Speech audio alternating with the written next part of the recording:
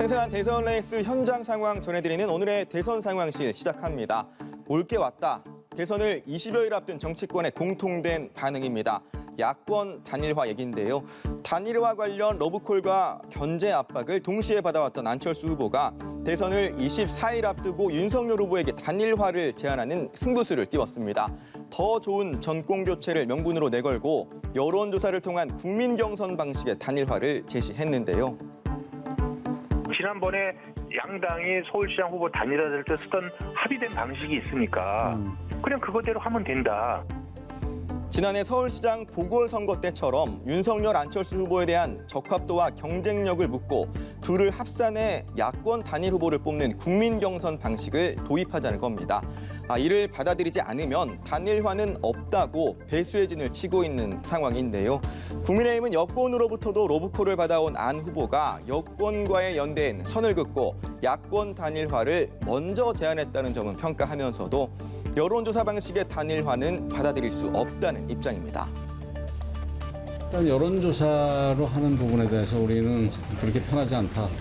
또 좋은 방법이 아닌 것 같다 이런 게 우리 생각입니다.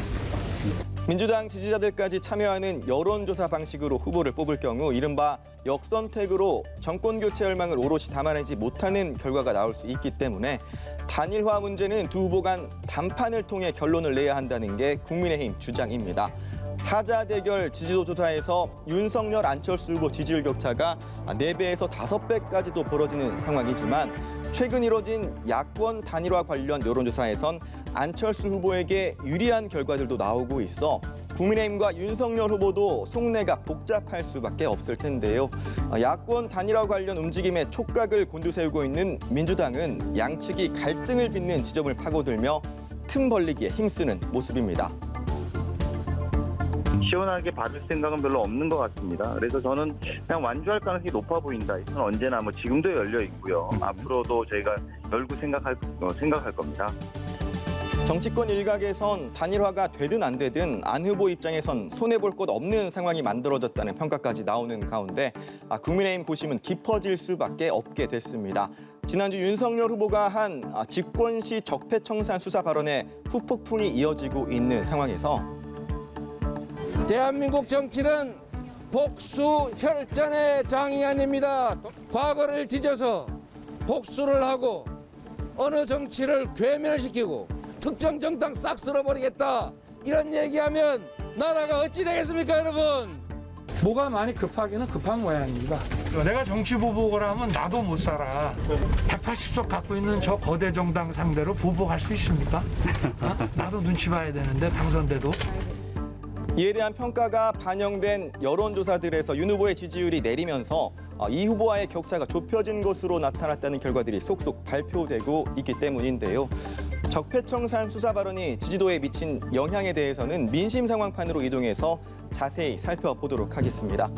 우선 어제 오늘 발표된 사자 대결부터 보면요. 리얼미터 조사에서는 윤 후보는 지난주보다 1.8%포인트 내리고 이 후보는 1%포인트 오르면서 지지율 격차는 이처럼 좁혀졌고요.